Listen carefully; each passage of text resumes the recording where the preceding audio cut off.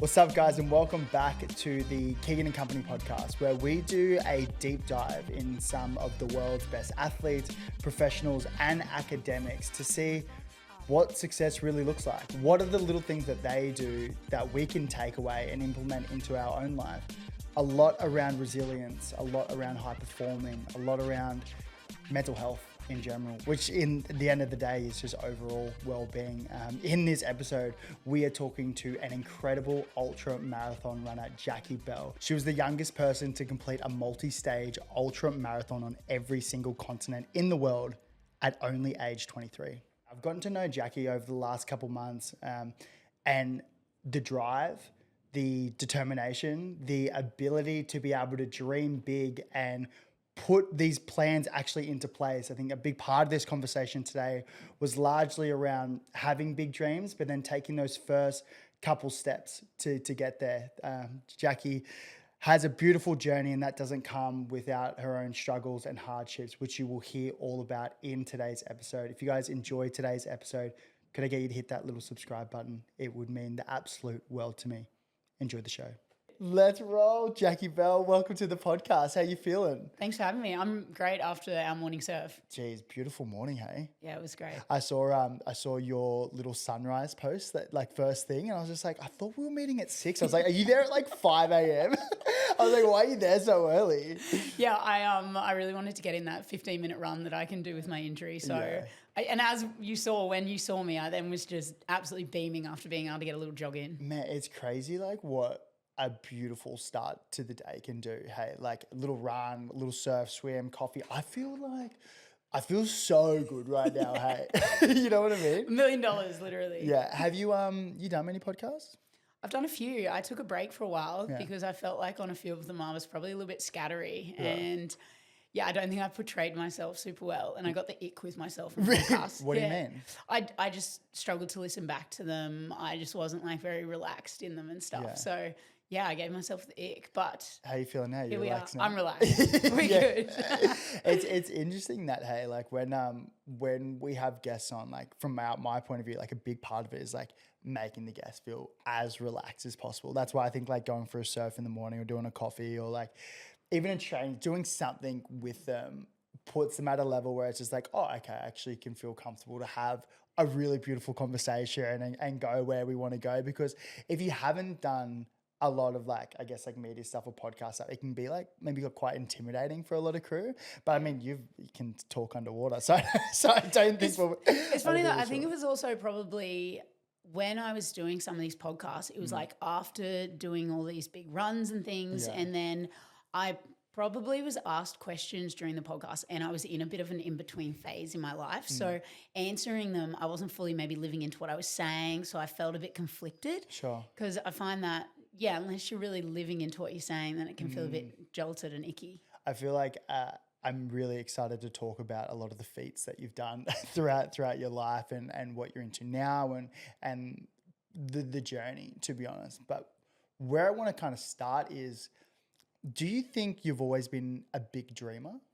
Because I sort of put this on you this morning at coffee, didn't I? That's where it came from. When we were sitting down having coffee this morning, it was kind of like a theme that stuck out to me. And I was like, well, you've obviously done so many incredible feats, running like ultra marathons on all different continents, you know, the 4 desert Grand Slams. These are really incredible feats. And I was like, I wonder if you've always been a big dreamer. I was trying to think then about if you asked my parents that question, what would they say? Because they'd say they know me best. But yeah, looking back, I've always been like this. I mean, at 5 years old, I wanted to be able to be the first kid in my class to tie my shoelaces. And then when I started school, I wanted to be the youngest kid to ever get into the school skipping team. And to get into the school skipping team, you had to be able to do a certain amount of tricks, these double unders, these other crisscross things. And I remember I couldn't do one of the tricks though. And so I would train every morning for like an hour skipping on our deck, my poor parents, and it was like clunk, clunk, clunk, to be able to get this skipping trick down pat. And then I wanted to be the youngest to get into all of the open sport teams and things. So I think I've always sort of, if there was something that someone hadn't done, I sort of saw the gap or saw why hasn't someone done that? And I would sort of go for it, yeah. And then does that tie into obviously the feat of running an ultra marathon or multi-day ultra marathon on all the continents. Like that's kind of where I want to lean into and kind of, I guess, really understand where the drive of that comes from. Where do you think it comes from?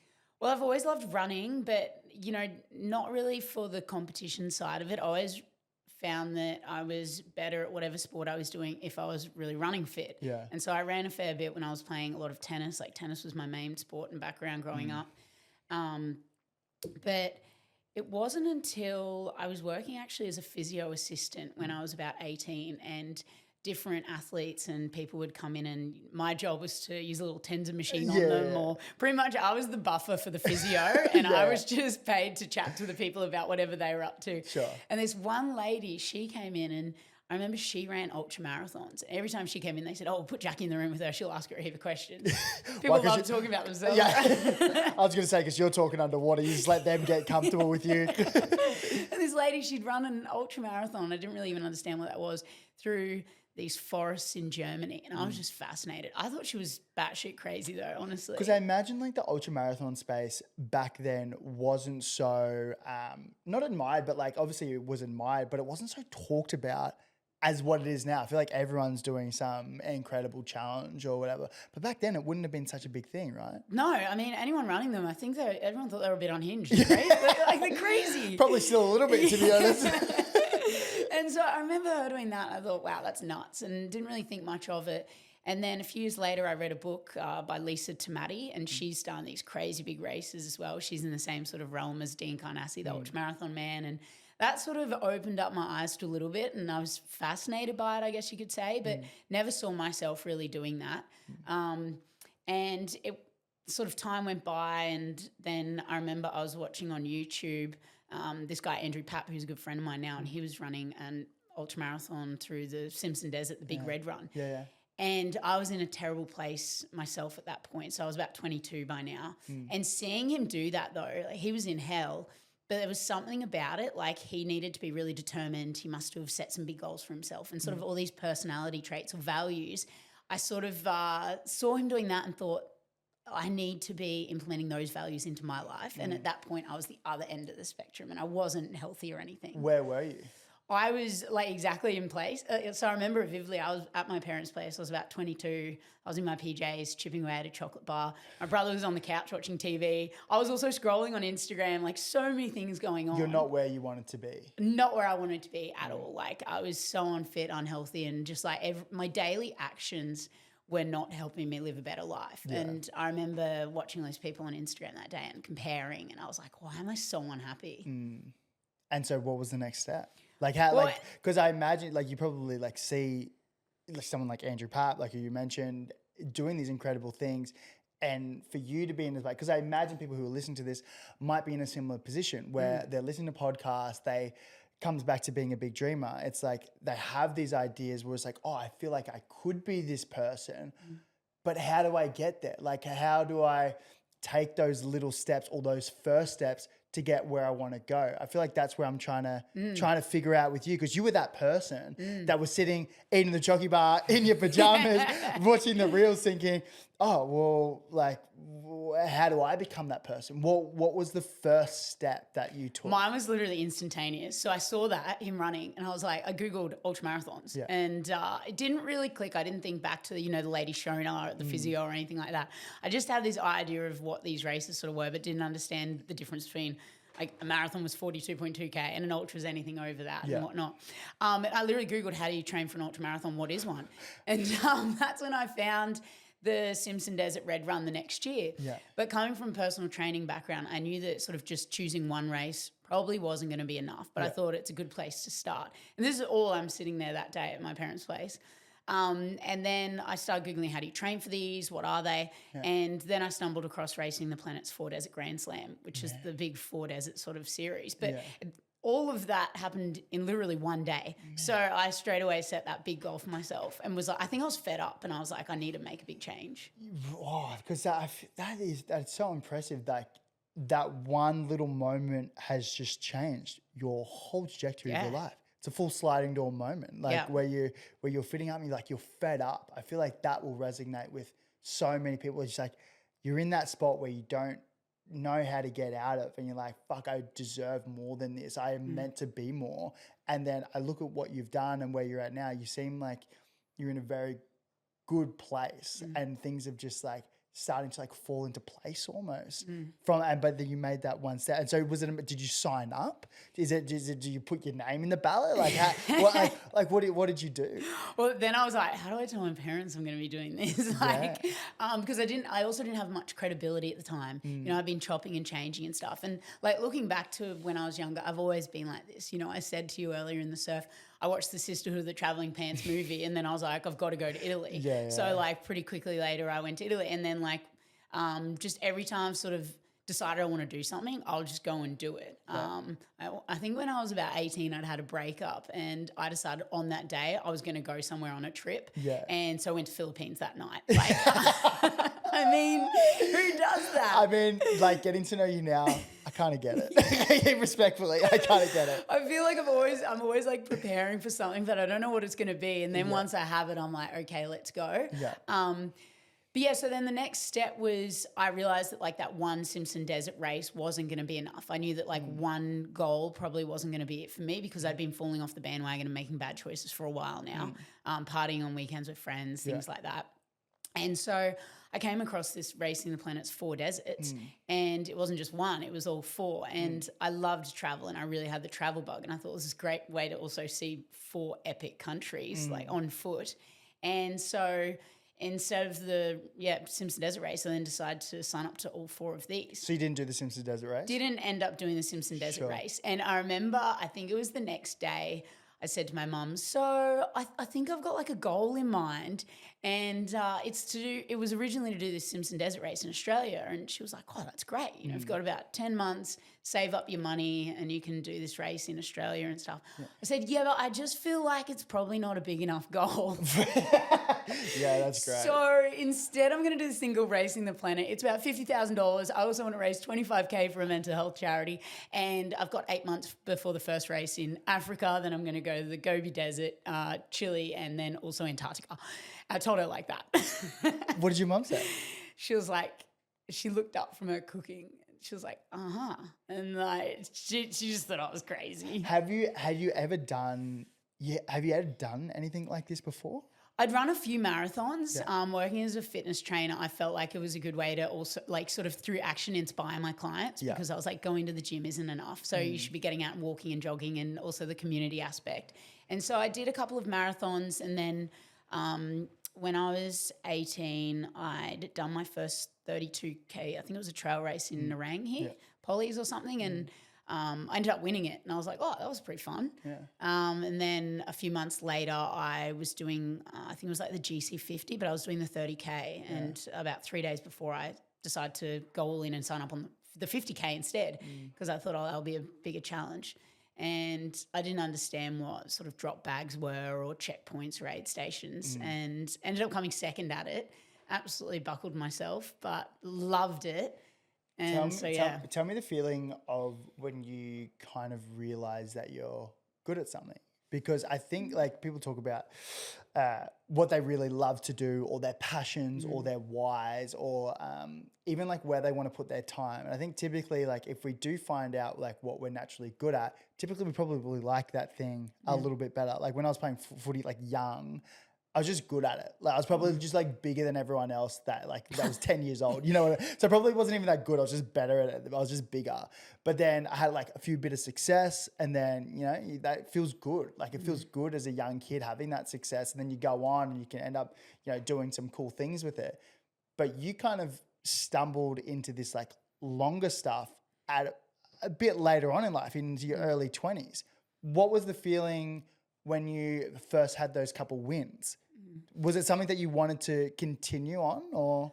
I think I remember that I started running a little bit further and further, and it was kind of just the curiosity of it. Yeah. And, you know, looking back, it's before Instagram was really a thing. I think I might have had Snapchat or something, but like I was waking up crack of dawn and I was running like just myself, doing a 20K loop, a 30K loop, 35K before work in the morning. And I wasn't really telling anyone, but I was like doing it for me. And just like how good I felt after those runs, thinking, man, everyone's asleep and I've just run 30K in the morning Yeah. and I feel on top of the world. And then I found that I was really able to show up for my PT clients and in my day really well.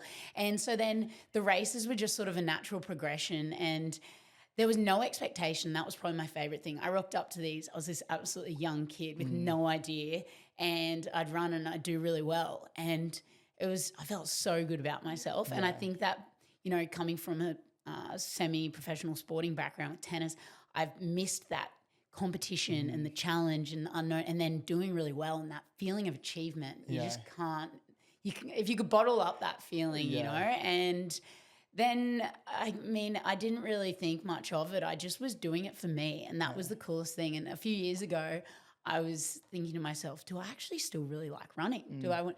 And I always draw back from those sort of experiences when I was younger, when I was really just doing it for me. No one even knew, and I just loved it. So, what do you think is the biggest takeaway that you've taken from running into your everyday life? Good question. Probably, I think I like running in the fact that I get that time to sort of think in the space. And I mean, you have so many thoughts while you're running, but it's probably the self-awareness aspect of when you're running, you get to filter through all of the thoughts and you think, oh, am I really happy with how I'm showing up in my day and what I'm actually doing today? And, you know, as I was saying earlier, I'm a big consumer. I'm always, it's food, TV, phone. We all are. I think that's why we get on so well. We're big consumers. We love consuming things. But then that really deflects from thinking about, am I actually really happy in my life right now? What path I'm taking and what I'm choosing to do? Because it's so easy to end up in this sort of just cycle of doing each day. So, yeah, I think with running, it's probably having the space to think about how I'm showing up maybe in my day. That's so awesome, because marathons and ultramarathons, especially the multi-day ultramarathons that you've done, which we will talk about. Yeah. So much time to think. It's just you and your thoughts. And I imagine the thoughts that come in, some positive, probably a lot can be negative that float in. How do you go about navigating when those like really negative like thoughts come in? I think we were talking about it in Noosa when we did that trail run a couple of weeks ago. How do you stop those negative thoughts? Or is it not even about stopping it? Is it about letting it come in and kind of recognizing it? Like how do you go navigating that space? I mean, for me, I think it's been through the journey, just practicing and going through the experience when you have the negative thoughts on a run and then pushing through that. So it's almost like a muscle you've got to train, right? It's your headspace while you're running. And I thought that I'd train myself mentally as well as physically for that first race. You know, at 8 months, I was only running 10, 15K a week in total, plus a few fitness sessions. I was really out of shape. And then over the space of 6 months, I was running 150K weeks. Whoa. And I was so dialed in. You know, it was through the middle of summer training, running 20, 30K in the middle of the day, and I felt awesome. And so I felt really prepared for that first race. And I did some really brutal, monotonous physical sessions as well to test myself mentally, because I knew it wasn't going to be if I hit a wall out there in the desert in that first race. It was sort of just going to be when. Give me an example of one of the sessions. So, I mean, I even simulated what it was going to be like running in the desert. So my mum and dad, they called it a little holiday for themselves. We went across like Morton Island, Tangalooma. And I'm dressed head to toe in running gear. And I mean, even gaiters. And gaiters, you know, it's you've got your runner on. You've got Velcro literally at a proper, you have to go into this particular shoe man place. And they sew Velcro around the very edge of your shoe. And then you've got like a band around your ankle, and then it covers your whole shoe, because the sand over in the Grand Canyon or wherever, it's so fine. It's different to the beach, and if it gets into your shoe, it's like a mold, and your foot is just messed up. Sure. So I had gaiters on, head to toe, zinc, my sunnies, a neck buff, my full trail pack, because all these races are self-supported. So your pack's about 10 kilograms if you can get it light.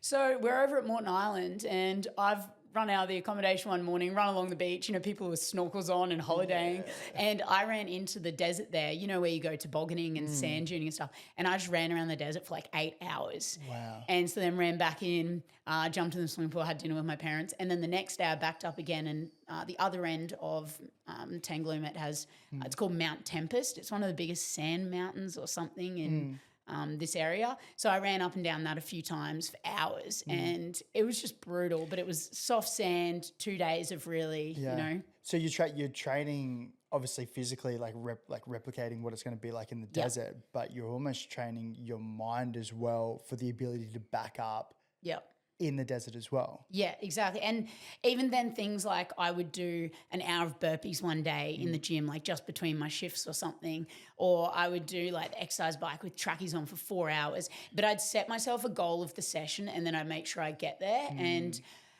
I thought that was sort of preparing me, but it definitely wasn't until that very first desert race. Can you tell me a bit more? Tell me about the desert race. So the first 3 days we did about 40 to 50K a day. And then the real kicker in these ones is they really test you on day 4 or 5. They do a double marathon day. Wow. So anywhere from 80 to 90K. And, you know, you've got this heavy pack on your back. You're eating pretty horrible food for the week.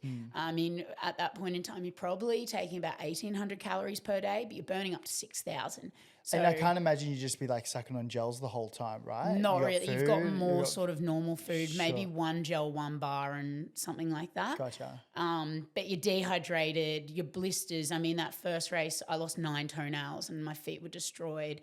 But the first 3 days, I felt great. Yeah. I was top 3 females. I think I was top 15 to 20 overall. And, I was running well, felt strong. And on the start of that day 4, though, I had about 88K to tackle. And so I went out with the lead group of about 5 other people, and they were super experienced. You know, I was only 23 at the time. And I was now getting into the realm of I've never run further than this before in my life. Whoa. So we've done 130K by this point through the desert, and I'm now about to do 88K. So I was entering the unknown, but I didn't think of it like this. I was like, great, ready to go, so excited. One of the other guys, he'd been on Survivor in America. One had been on Fear Factor. One lady had done 10 of these races. So the experience was crazy. So we headed out and we were feeling pretty good. We were running strong. We'd done about 50K probably in about 6 hours. So we're moving well. And that's when the middle of the day heat just started to kick in. And it was like, okay, we're in the desert. It's hot. It is hot. And the others were smart. You know, they thought, okay, middle of the day, we're going to walk a little bit, rest a bit more at the aid stations, reserve our energy for when the sun dies down again, and then we'll finish strong. Yeah.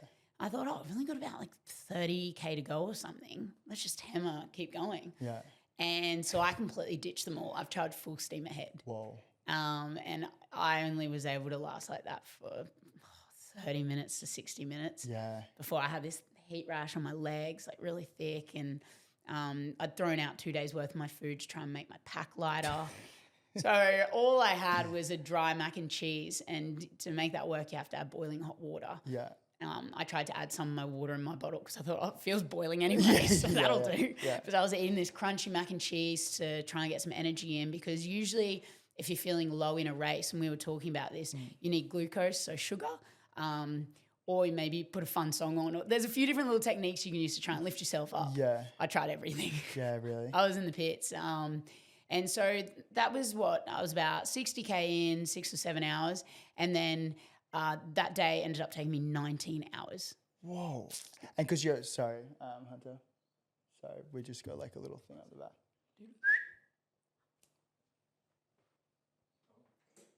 Sorry. I saw it. Yeah, I saw the thing pop up too. I know what was going on. Siri's listening to us. Siri's listening to us. Should be on it. So weird. She chimed in. That's right. Do you want me to wait for that to hide? Yeah. 3, 2, 1. It'll take 1 second. Canva. Tacti. There we go. Oh. Beautiful. But I think that's a really interesting space where like you've kind of been in a situation where like you might have been in a marathon, negative thoughts coming through, I'll just put on some music, or I'll have some sugar, I'll have some glucose. Yeah. But you're so far beyond what you've done before. Yes. You're so in the thick of it. You've tried everything. What do you do? I mean, and this is the thing, is so many people then who in the race, and so I was in all sorts, honestly, like wailing, crying, like at one of the checkpoints, I was so dehydrated, like my body was shutting down, and I have some videos actually, and I'm so negative in them for hours, and I couldn't seem to shift my perspective at all. Like I was talking about digging my own grave. I was talking down to myself. I just couldn't believe that I'd left those other people. I was by myself in the desert. I was like, I'm never wanting to do this again. I was just on this absolute negative tangent and couldn't seem to shift it. And that negativity in my mind almost sort of then I was like embodying it physically as well. I was going to say, can you like, does it compound or can it like spiral? I spiraled hard. Like, I mean, I was 60K in about 6 or 7 hours or whatever it was, give or take. And then it took me 19 hours in total. So it took me, it took me more than 12 hours to the next 30K or whatever. Yeah. And I was just so unwell mentally and physically. Yeah. But I had paid money to do the next 3 races. I had signed up to these and I'd set this goal and like nothing was going to stop me sort of thing. But like a medic walked beside me for a bit at one point. It was like, you can stop, you can pull out. Like I was vomiting. But for me, I was like, no, I've set this goal and I'm going to keep going. So it was almost like, because I'm trying to understand like the reason to keep pushing on. Because I imagine like you've had everything go against you. Yeah. You're in a really bad spot. Yeah. I imagine probably a lot of people would be like, it's not my race, I'm probably going to pack it in. Yeah. Was it just a matter of like, you've said this to yourself, therefore you're just going to keep moving forward? Yeah. And I mean, I was in the middle of the desert and in my head, the only place to go was to camp. Yeah. Like if I pull out, I'm going back to camp. So for me, there was just no option of quitting. Sure. It didn't even cross my mind. Yeah. It was just one foot in front of the other. I'm going to get there. And even after, so that was my first ever big race and one of my first first ultras. I think I've now done, if you look at all the days, like over 100 ultras, 14 multi-days. But that day was the hardest day I've ever had in my life. Like, wow. So did it make the next 3 a lot easier because you've got so much learnings from the first one? Oh, yes, it's made my racing. Like I literally think back to that day anytime that I'm hurting and I can recognize like now in a race, even running with you the other week and I was hurting, I still think back to that day. Wow. And I think don't let yourself spiral like that. But I mean, that day was so, so hard. And the emotions, like I probably just, must have been bottling up a lot and I'd never been, in a position like that before. But the next 3 days at the race, we had a lot of Ks still to go. Yeah. I just would cry at the drop of a hat. Yeah. Just all the emotions, physically what I'd gone through. My Achilles were blown up. Like I was on walking sticks after that race for a few weeks. You said you had like a lot of things built up. Do you mean like things just from like your day-to-day life, like just like tricky times, like suppressing certain things, you mean? Or what do you mean? Yeah, I don't even know what it was. Just everything came to a head that day. And I think, there was nowhere to run or hide from anything. And it was probably the compiled poor choices I'd been making in my life. And I think it was more just that my behavior, like I wasn't happy within my own life. Yeah, I think it was just I genuinely wasn't happy within my own life. I wasn't feeling fulfilled and I didn't really know what direction to head. And I mean, I still didn't when I signed up to the races, but I knew that I just at least had a starting point and I was taking some action and making a move in the right direction rather than just sitting there. And I think a lot of people who are 20 to 25 are like, what do I want to do with my life? And you almost freeze up and you don't do anything different because you don't know what choice to make. But I found even later on then when I'm like, oh, what do I want to do with my life? As long as I start some sort of forward momentum and start doing something, then I think that's probably my favorite takeaway out of that whole story is around the fact of just moving forward. Because when you find something that you like genuinely love, it is the most contagious thing ever. Like it is so awesome. Like the way you talk about like running and like what you do, even like some of like the gnarly stories which you've done, which I'm sure we'll touch on. But when you see that, it's infectious and people like they almost get up out of their seat and the way they talk about their certain things. It's kind of like the way like the podcast to me, like I love the podcast so much. I love having these conversations. I think it's really great. And so when people are stuck and when they don't know what they want to do, you just want to help them. But if they can try and figure out where they want to get to, I think it is so powering. But it's just a matter about taking those first couple steps and figuring that stuff. Have you heard of I think it's called Frames of Mind by Howard someone, Frames of Mind. Essentially it's like talks about this like 8 or 9 like different types of intellects. Like, Okay. Maybe I've heard. Yeah. yeah, I don't know. I put up a little thing about it the other day. Around, Yes. like how to find your why. Yeah. And it was like this. And so forever, I always thought it was like street smart and like book smart. Like someone's like really good at school, or someone's like really good at like, I don't know, being around people and just, I don't know, just kind of like social stuff. I thought there was only 2, but there's actually like 7 different types of intellects. And like, you know, one person could be really good at like being athletic and like spatial awareness. Someone might be really good at like logistics and like pattern recognition, or music, or dance, or intrapersonal. So like the ability to be able to like understand someone's emotions and motivations. And so typically as people, as humans, we're really good at 1, sometimes 2 of those things, but typically 1.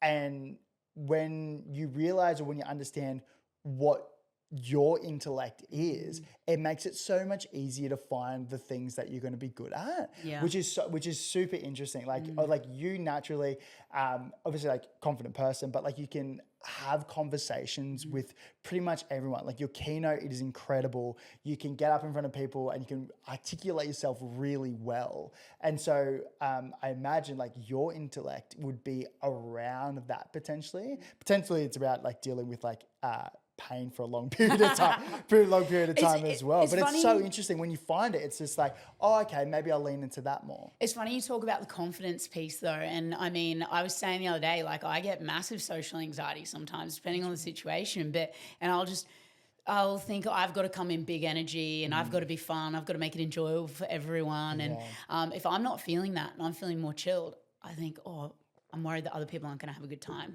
Interesting. Because I would imagine someone with social anxiety, they would have like the opposite effect where they might be like a little bit more quiet and relaxed, but you're the opposite where it's like you feel like you have to have high energy. I think I have to come in red hot. That's so And that's probably where my like addictive piece plays in, like where I would turn to all different substances as a pick-me-up because I would try and make sure that I'm, up and about. Whereas it's been learning like coming in just as however you are on that day is enough and fine. But I wanted to talk about your confidence piece before, how it's funny because I think I've always had this sort of bit of a bravado sense of self. And it's more so, I think it's like an inner confidence of, oh, if the boys can do that, like I could do that sort of thing. Because growing up, like choosing a sport, it was always the boys were allowed to do all the sports, but there weren't many team sports as a young girl growing up. And so I always wanted to play in my brother's team and things like that. And my parents always said, yeah, you can do what you want sort of thing. And it's funny in these multi-day races, it's balancing out more now, like 50-50 females, males. When I first started doing the races, like sharing a tent, there'd probably be 2 females to about 5 or 6 guys. And a lot of the guys in the tent will like had half the preparation that the females had. And it's because a lot of the time guys, you know, might be at the pub with their mates and they say, oh, I could do that. And they've got this bravado way about them and they just sign up and do things even though they aren't ready for it. And it's the same with job interviews or whatever. Boys have this confidence where they think, oh, I could do that. And then they figure it out later.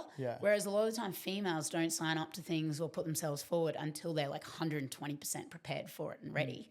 Whereas I found I've always been like, oh, dive in, say yes, do the thing, and then figure it out as you go. And do you think that's been helpful? I think so, because we're all capable of so much more than what we think, right? And so a lot of the time, especially with females, you are prepared. You are ready to take that step. You are ready for the job promotion or whatever it is, but you just don't think, you don't have the confidence or you haven't had someone say to you, you can go do that.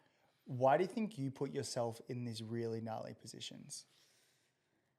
I think I like the challenge of it. And, you know, it's that curiosity of going back to those times I was doing those long races, like, oh, could I run 30K? Can I make it around the river loop? And then I could. And I was like, wow, okay. And then it builds that inner confidence within you. And I just think turning up, showing up and just trying it. I mean, what's the worst that can ever happen? Does that flow into your everyday life as well?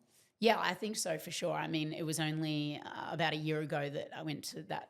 It was like a networking event at Channel 9. It was all these athletes who you got to see sort of the inner workings of Channel 9. I thought, oh, this is pretty cool. And then, I mean, I didn't finish school. I don't have a journalism degree. I haven't been to university. And I just kept emailing them saying, hey, can I get an internship? No one got back to me.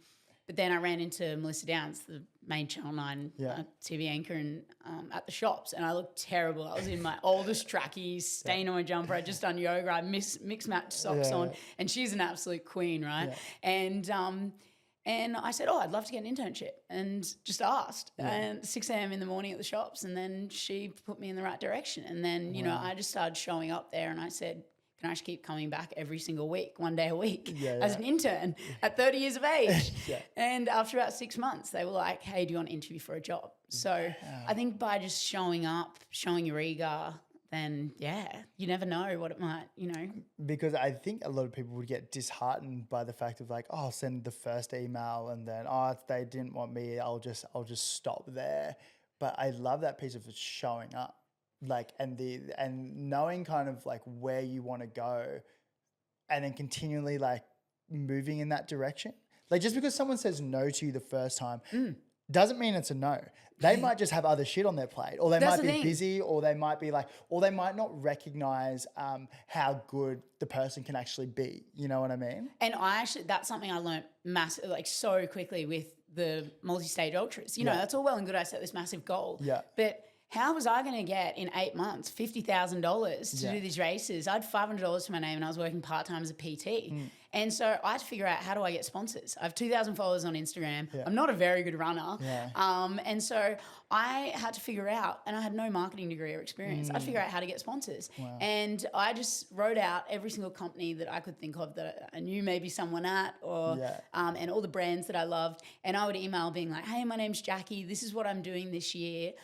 This is what I can offer you. So I always led with what I could offer them. And I had to really think outside the box. So I started building my relationships with, you know, some people in media, or I'd write a blog each week, and just started building up the different ways I could have outreach or give exposure to these places. And then you obviously got the amount of money to be able to do it. Yeah, I mean, I scraped through, but it was, I mean, and it was really helpful. I met some incredible people along the way, like in Mongolia. The second race, I met this lady, Jihi Nam, and she was from Singapore, and she worked at Meta. And I only met her for like 5 minutes. But other ladies at the race were talking about what I was doing. And I get emotional.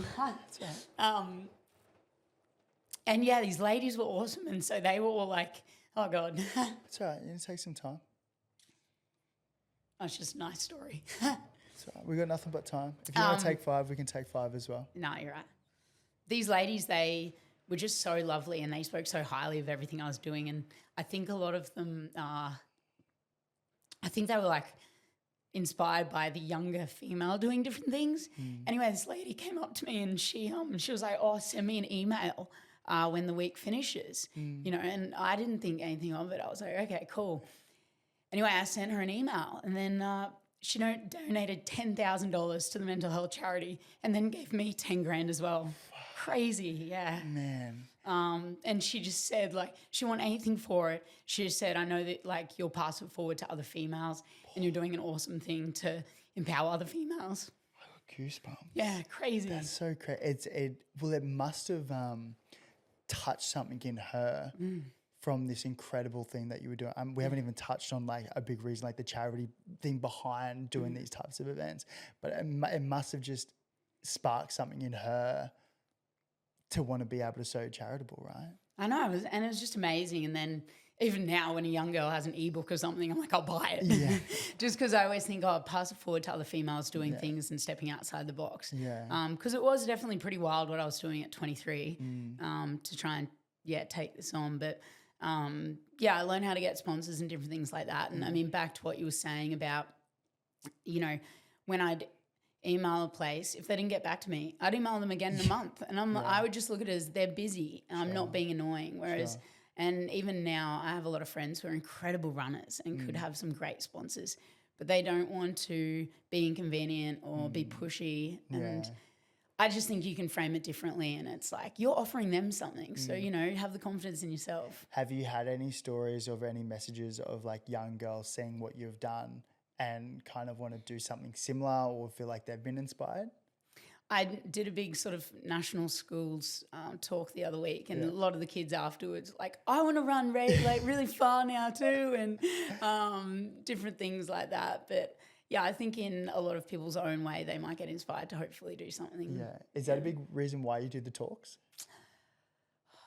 I mean, I just started getting asked to do the talks early on and to share my message. And I definitely had the whole imposter syndrome thing of who am I to get up and speak in front of so many people, and people who probably will have better education than me and everything. But I did a really bad job at it for years. I don't believe the you. worst feeling in the world. The worst feeling that. in the world is not doing a good job. And you know, I've had a few really amazing mentors, and they said to me the main thing is if you're presenting, you're taking up these people's time. So you got to have a lot of respect for these people's time.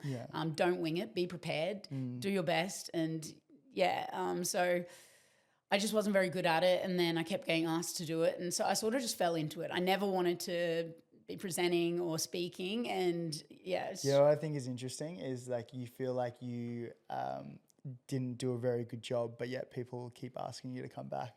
Got a feeling you might have done better than what you think. Maybe I've definitely butchered a few though. A few course. shockers, as we all have. Yeah. What are some of the key messages that you like to talk about? Definitely that hardest race that I've had. So like the resilience piece, and I think, you know, it's going through hard experiences and going through the thing where you learn so much about yourself. And I don't think there is a quick fix or a guidebook to having mental resilience or being strong and getting through the hard things in life. I think it's by going through those things and learning how to cope with it yourself. Resilience and just adversity and things like that. Yeah, well, I look at like all the people that I really look up to and have done really incredible things. You're on that list where all these people, they haven't had an easy life, or they haven't just cruised, you know, they haven't had all the money, they haven't had all these things. Like all the people that I really look up to have gone through periods of struggle and periods of challenge and have come out the other side with incredible stories, incredible wisdom, incredible things that I kind of want to take from them and implement in my own life. Like those are the people who I look up to. And so when I look at that and I say, okay, well, I want to be there. I want to have the knowledge that they have. I want to have the wisdom. I want to have the stories that they have. That doesn't, for me, what am I going to do? It's sitting in the chair isn't going to get me there. So that's why I think doing these things and putting ourselves in these really uncomfortable positions doesn't have to be running an ultramarathon on every continent. It could be having a conversation with someone out in the surf because you feel like a little bit socially awkward, or going to that party or going to that run club, or putting yourself in an uncomfortable position, because I feel like that is where we can grow. Yeah, and I think it's through those small daily things that compile and become the bigger things. And I'll probably feel the same stress and anxiety around the small things as you do the big thing. Maybe I don't know if you're similar. Yeah, for sure. I always because I think like typically like people who know me think I'm kind of like a like can talk to a lot of people, like probably similar to yourself. But I never used to be like that, I don't think. Or maybe my internal narrative was like maybe like people didn't like me when I was like in like school, which is probably not the case, because then you look back and you're like, oh, well, like, no, like I captained teams, I did all that. But there's always like those little real just like funny insecurities that can pop up. And I think we all have them. Like, I think that's the thing, is then learning to crush them. And then I think, you know, I think it was Stephen Bartlett said the biggest roadblock for everyone is ourselves. We get in our own way. But I think we probably have those thoughts, but then we're quite good at crushing it and then still doing the thing. And that's where probably I think like actioning things and just showing up and doing things even when you don't want to is probably the biggest thing. And I mean, through all of my racing, it's just those small little things like showing up for my morning training session, my run, or doing all the things I say I'm going to do really helps. Kind of ties into like the rumination part that we were talking about earlier on, where it's like our thoughts can be so contagious and they spiral out of control. It's so hard once you're in that spiral, but if you can catch yourself and take the ladder instead of the snake and make the positive action and turn up to a race, or do the good action. I know James Clear, I'm sure he probably read Atomic Habits. You're looking at the bookshelf thinking, yeah, I've read that one, I've read all the self-help books, Atomic Habits. James Clear, he writes this like incredible thing. He did this one piece around like 1%ers. And typically like if you like eat McDonald's one night, like it's not going to change. If you read one book or read for 10 minutes, it's not going to change yourself. If you go for one morning walk, it's not going to change.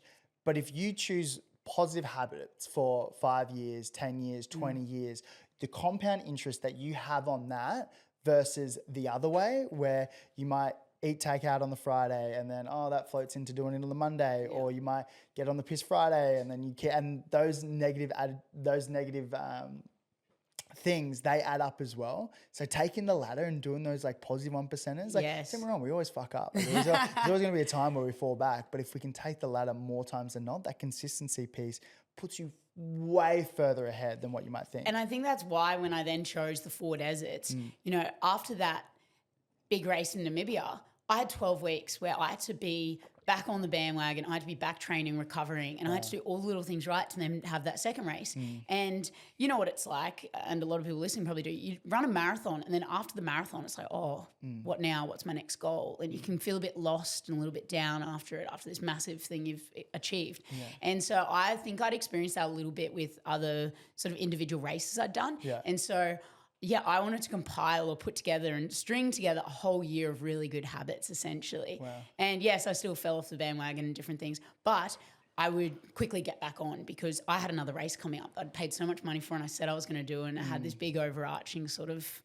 Is there do you have that feeling of like a low after a race or after like a big challenge or something like that? I think that the first few races, you feel a little bit lost and stuff, but I couldn't really ruminate on that because I had the next race I had to focus on. And or if I did fall off the bandwagon in, just training or whatever it was, I couldn't overthink it. I just had to get back on and keep going. Sure. And I think having those big goals really helped me to start making the right decisions. Interesting. It's like you've got your North Star, so it's like reverse engineer that. Like, what are all the little things that I have to do in order to get there? Yes, and I mean, every single time I had the choice to do one thing or do the other, I would choose the better choice because I wanted to make it across the desert in the Gobi or whatever it was. And, it's funny, I would have glimpses, though, in those other races of those negative things coming back into my mind, and I would catch myself. And a lot of the time, the way that I pulled myself out of it was I'd slow down and wait for the group of runners behind me, or I'd speed up and catch someone in front because I needed the camaraderie of other people to get me out of my own head. I didn't have the tools yet or the experience to know how to get myself out of that headspace, and I knew it was coming. No lolly or piece of sugar was going to help me. No music was helping me. And I mean, even in one of the races, I forgot to download my Spotify music offline. So I only had a Justin Bieber song, Taylor Swift song, and an Enya song on Rico Flow while running through the salt flats. Wow. And so, I slowed down and I forewent my really good time and pace, and I waited for the group of runners behind me, and then I tacked on to them, and I felt better so quickly. And I think that's a lesson that I also take in my everyday life. If you isolate yourself, if I'm not feeling great and I don't show up to things, I just feel worse. Whereas if I go along to the thing, even if I don't want to, other people's energy makes you feel better. And it's so interesting like that. Going back to what you were saying about like having gone through the negative thing, so we learn. Did you meet Katy Bradley the other day? Yes. Katy? Yes. So she's my nutritionist. We've actually had her on the podcast. She's actually had like a really incredible story. She just completed her first full Ironman. Wow. But rewind 12 months ago, she couldn't swim 200 meters. Yeah. She did a full Ironman. It's 3.8 kilometers swim to start the race, into an 180K ride, into a marathon to finish. But in her lead up to the Ironman, rewind, 12 months ago, we did like this random little like Ironman in our backyard in like Currumbin Creek.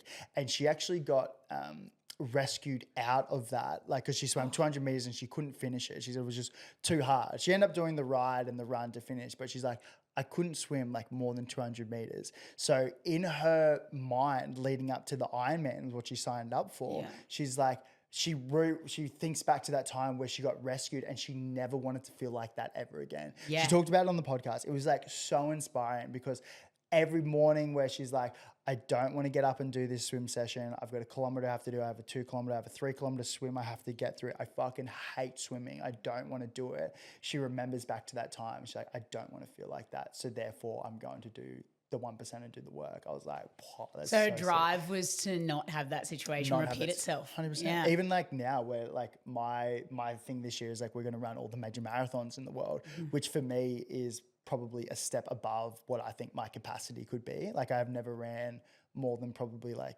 2-3 marathons in 1 year. So to do 7 is a bit of a jump. I've had injuries.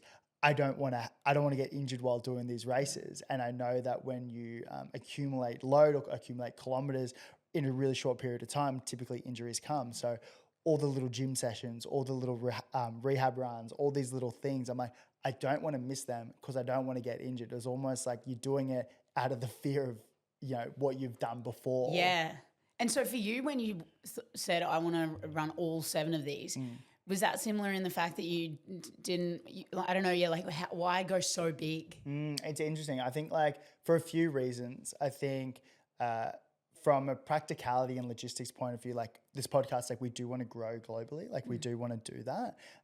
But from a more like meaningful purpose point of view, and probably where I stick to more is like I've seen the impact that running has on my own mental health. And I think like when I run with people, when I run with mates, when I run, like I just feel so much better.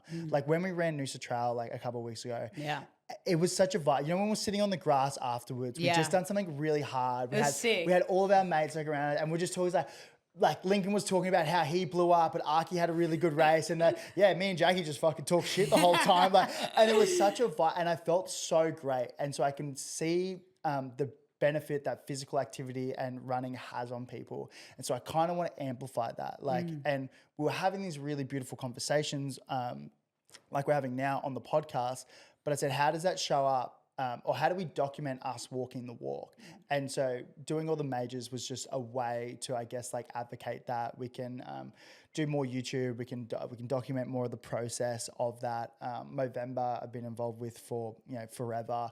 And so I thought it'd be a really cool way to try and raise like $100,000 for them, which is like such a big, like huge goal. And into like, I don't even know if we'll be able to get there. But even if we get half of that, even if we get a quarter of that, like that is still like showing like what I think is way more than what I think could do. So I think it was like all these little things that just made sense to, I guess, do the goal. And do you think there's also in there the excitement factor? I mean, for me, when I started doing all these races, there wasn't actually some big overarching reason why I was doing all of it. It was literally that I was setting a goal, and it excited me to go and run across these countries and like explore, learn so much about myself, see what I'm capable of.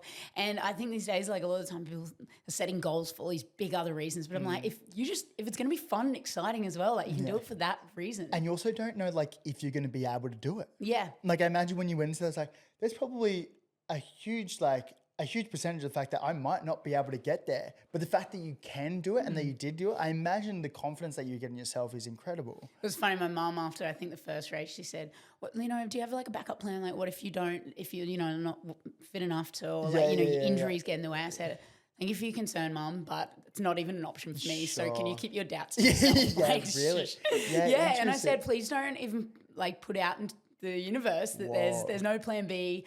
There's no, I'm not going to finish it. Like I'm going to finish it. That's the only. There wasn't ever an option. That was it. Like I was going to do them all. And even the fundraising stuff for me back then, this is what, 13 years ago, or no, 10 years ago nearly.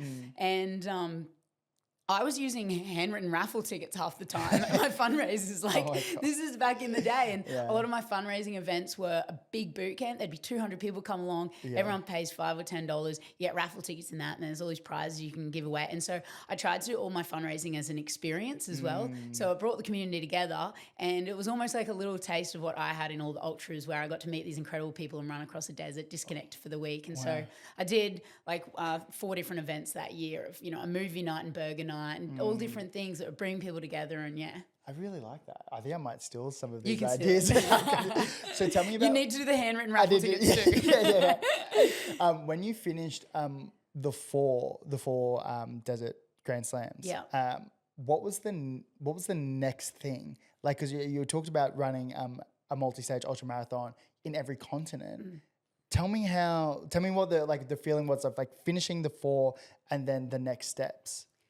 So the 4, it finished, and then for me, I wasn't ever thinking it was going to turn into something different. I was still working. I was working in 2 different gyms, like 10, 12-hour days to be able to pay for all of this.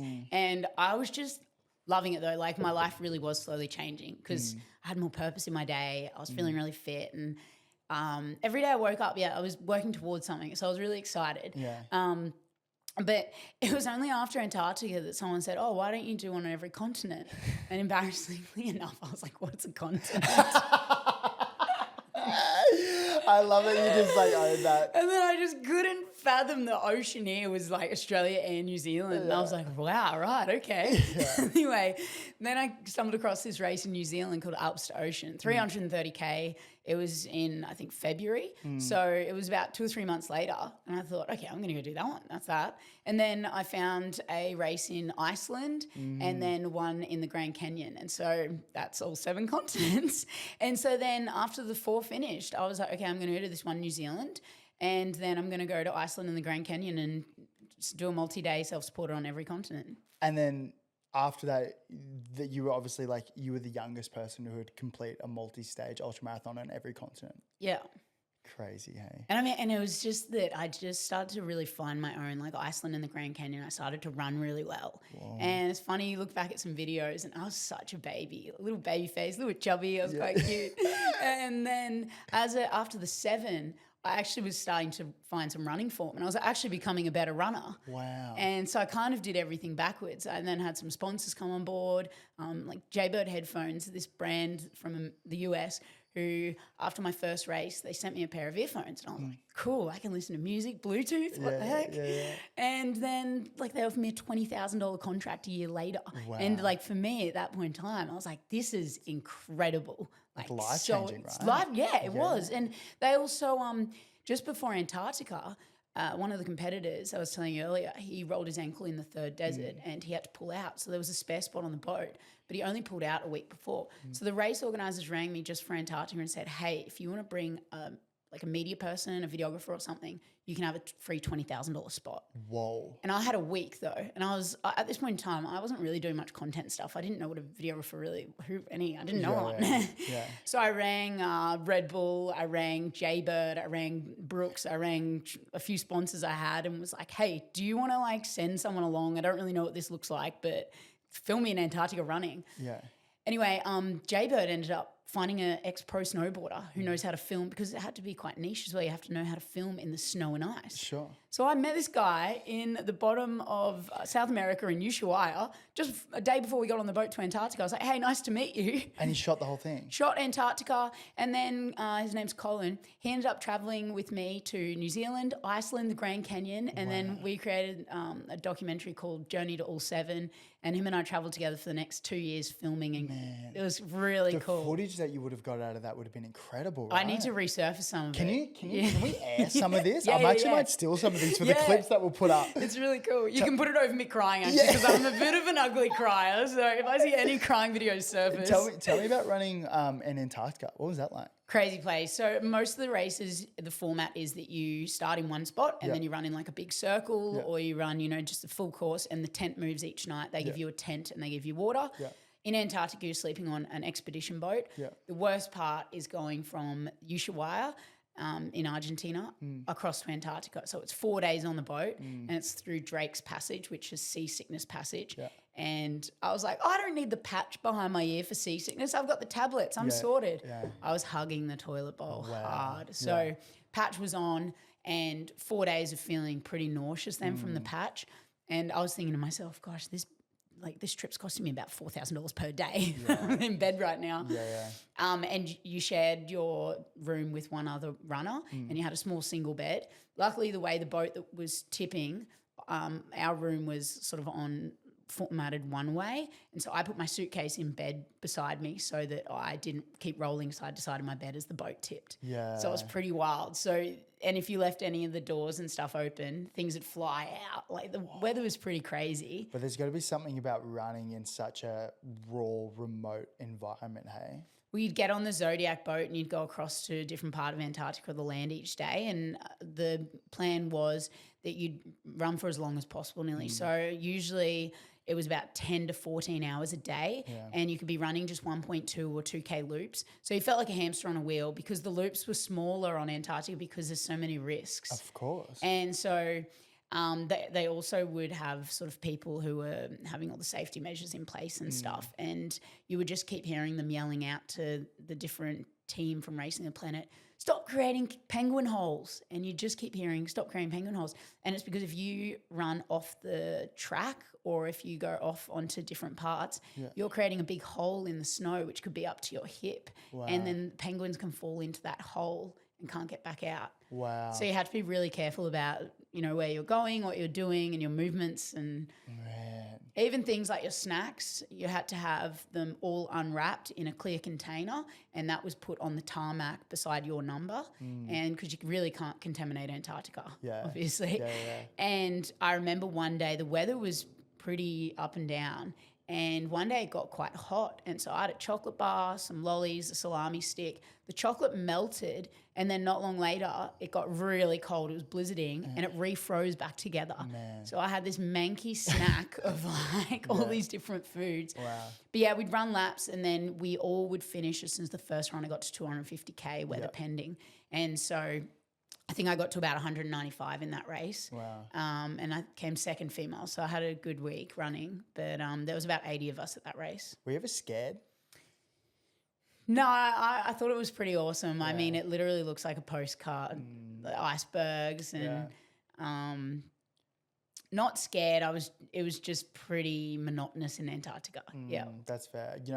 So where we did the trail run on the weekend, Jeff, he's probably crossed more of Antarctica than anyone in the world on skis. So wind powered. He's an adventurer. He's a vet, but he's also an adventurer, and has done some incredible expeditions. He's spent, I think, him and his son Katy did, I think, what was it? It was like something like 600 days out there, crossing through an expedition, and like self-sufficient, fully self-sufficient, incredible. And the stories and the visuals that came out of that were just so gnarly. I think it was 600 days. I hope I'm not butchering that.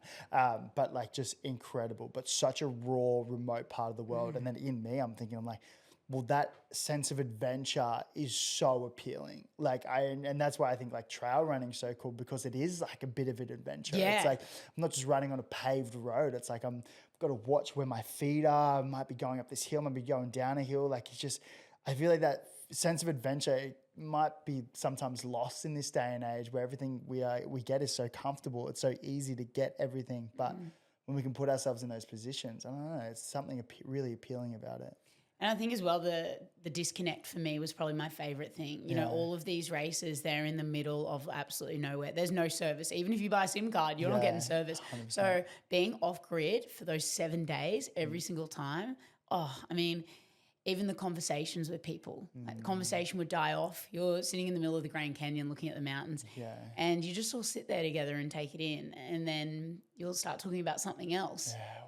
And it's crazy. I would always come back from the desert races wanting to implement all these new things I've learned. Sometimes if I, maybe one race I took a Kindle with me if I was feeling crazy with wanting to pack that, because that's obviously extra heavy luxury weight. But I think one time I read like 3 books. Whoa. Yeah. And I think, wow, back home, how much time I waste watching TV or something like that. But it is really, really easy to fall back just into normal life when you're around that. But yeah, in all these races when I'm disconnected for a full 7 days, I finish the week and feel so good mentally. It's like clarity. I hate our screens. I hate these things. I tell Hunter all the time, I'm like, I want to almost get like a burner phone. Analog phone. full like Nokia 3220. Like I just have my iPhone down here just because I feel like it is... I know what it's like to feel that great away from screens for a couple of days. It's so, I don't know what it is, like this mental clarity. Even when we do like more whimsical things like spending a weekend gardening or something like that, you know what I mean? How good you feel. And Racing the Planet have this really cool thing where you don't have your phones, but they have set up a table with iPads, and you can, after you finish running that day, you can sit down and you can write on the iPad with a little keyboard a blog. Whoa. And so that blog they then go off grid and they upload it to their Racing the Planet website. Wow. And then I'd get my friend to upload it onto my like blog page or whatever. But everyone could read your day-to-day blogs, and you got to sit there and think about everything you'd gone through that day in real time. And it was the best thing because it was so raw and real how you wrote it. And I went into so much detail of each day. And I have all these memories from each day of my racing. Wow. And It was really cool as well because when you're out there running, you're not thinking about, oh, what video am I taking or how am I portraying this on social media later today? Like you're just doing the day. Yeah, that's really nice. Outside of running, I imagine these things have been incredibly hard, super hard. Outside of running, what do you think is one of the hardest things that you've gone through that you didn't think you'd be able to get through, but then you did get through? Oh, good question. I think for me, it's probably always just balance. I'm always trying to figure out the exact balance I want between everything in life. You know, how much time do I want around other people? What am I capable of? How do I want to be filling my day? And how much is enough money? What do I want to be doing for work? So just these constant questions that I get of where do I want to be at and what is like my ideal day and week and how do I want to be living my life. I guess because I always take sort of the alternative pathway and I do things differently and my life is quite unique. And I guess just for me, the hardest thing I probably struggle with is finding that balance in a really, finding what really works for me. What do you think a fulfilled life would look like for you?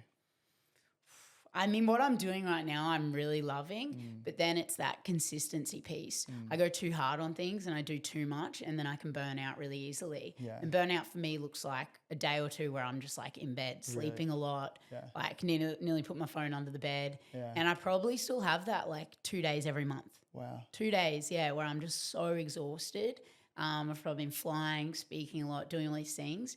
And so I think I'm trying to learn where's that line of where can I pull back from a little bit or what do I need to do? What does it look like to recharge my own battery before I have that burnout? Interesting. And I mean, I'm 31 and I'm still figuring it out. Yeah. So that's one really tough one for me.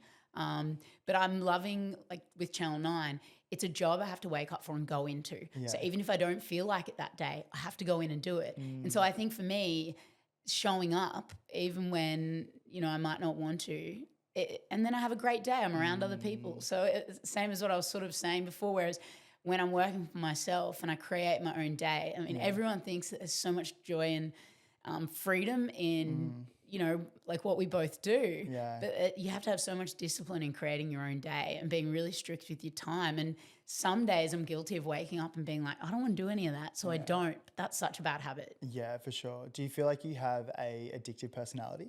Oh, 100%. Yeah. I mean, I love to feel awesome all the time and I love to feel up and on and, as I said, red hot, full of energy. Yeah. But it's learning that, actually being a bit more mellow is okay as well. Really? Is that hard to sit with, being like still and almost content in what we do? No, I think it's just like repeating to myself that like I'm enough even when I'm more relaxed. Yeah. It's just all in my head. You tell yourself that? Yeah, I do. Yeah. I forget, but I try to, Because I keep thinking like, and to be honest, all these questions I'm asking is because I think it would resemble like a lot of people who are listening to this type of conversation. Yeah. Like you, I think like when the Red Bull girls did the intro to this, they knew that we were going to get on straight away because we are very similar. Yeah. I know we operate very similarly and we work fast. We have a lot on our plate. And I think there's something that I struggle with a lot is feeling that what we have is enough and that it's okay and that what we're doing and who we are is enough. Like that can be really hard. And just reflecting on my own little stuff, it's like we don't need to continually, I think like striving is great and I think that's always going to be a part of us, but the ability to be really present and grateful for what we have is where I want to sit more. I read this, I had Grace Grove on the podcast the other week, and it just went live. And I wrote this like little blog post about it around like toxic productivity, and I read it to my partner Em, and she's crying. Like as I was reading it, I was like, "Why are you so emotional?" She's like, "You're talking about toxic productivity. You're always on the go, but yet the thing that you crave so much is around being grateful and just being present." Yeah. And being there with her. Oh, sorry, wasn't expecting that. But it hit such a nerve with me because I'm like, this is the whole thing. Like we're about to welcome a baby into this world. You know, me emotional. Should we both just cry? Like what the fuck? And it was. So it's the balance piece, right? You're finding the daily balance as well. So like as the thing that is our biggest challenge is productivity, being present, and then finding balance of what's enough and what, And I think it'd be the hardest thing that like everyone would go through, like especially parents. Like I can only speak from a male's point of view where they probably like want to work so they can put food on the table and make like give their kids like the best life that they want or their partner the best life that they want. But at the end of the day, all they want is your time. The kid's going to remember what they do. Yeah. Like that, that's got the like, time you spend with them. It's got to be the time. And so I'm so acutely aware of that. Yeah. But then it is so hard to try and find that balance. It's like, oh, well, you still got to put food on the table. Do you think it's as well because we're constantly seeing other people through a lens of, the highlight reel, obviously Instagram, but it looks like everyone is killing it 24/7. They're so productive. They're so fit and healthy. Every aspect of their life is dialed in. Man. And it's easy to then feel behind. And so you want to, It's hard. It's a hamster wheel. And that's why I think like social media is like, it's such a great tool for us, especially what we do. Yeah. But we can't fall into the trap of, looking at what like other people are doing. But it is so hard because it is so addicting. It's like, are we doing enough? Yeah. But then I look at it like the other weekend where I had like a full day of gardening. I had a beautiful gardening day. It was awesome. Your garden looks good, by the way. Thank you so much. I love it so much. But we had a full day of gardening. I got to see my parents. I got to spend some time with Em. I got to train, and I wasn't on my phone at all. And I felt so fucking good. And I'm like, there's got to be something in this around like time to work and then time to be present. Like, and I'm sure there's so much literature around it. I feel like that would be a really good psychology of episode. I might try to lean into that. It's funny that makes me come back to before you were talking about the 1%ers, right? Yeah. And in that book and everything. And when I think of 1%ers, I always think of the little things that I'm doing in my day. And someone said to me one time, like, what are your actions when no one's watching? So when no one's watching, when you're by yourself, what are the little things you're doing? Are you scrolling your phone? Are you eating the junk food, doing the things? And it's like you can't hide from yourself sort of thing, and And so I don't know. I think it's just all the little moments that add up, right? 100%. Yeah. Wow. I feel like we could keep fleshing this out for so much longer, but I am conscious of time. And I feel like there was so many things that I wanted to touch on. The accident in Bali where you got like came off the motorbike. I feel like there's so many instances. Play the clip. Play the clip. We'll play the clip. I feel like we'll have to do a part 2 because I am conscious of time. But Jacqui, thanks so much for coming on today. Thanks for having me. I feel like this last hour and a bit has just absolutely flown. It goes so quick, hey? Yeah, it goes fast. It goes so fast. Yeah. But no, I'm actually really pumped that like we finally got to caught up. I know when we did that, I think we were wakeboarding. Yeah. First time we met. But it was interesting because I feel like I'd known you so well beforehand, and Jen and Helen and Sarah, they all said, "Oh, you guys are just going to get on so great." And so now that we've like spent some time together, I'm just really grateful to have you as a friend and be able to have these types of conversations. So thank you so much. Me too. And I mean, even running into so many people, and they're like, "We love seeing you two hanging out together." And we're like, friendship we didn't know we needed. Thank you. Thanks so much.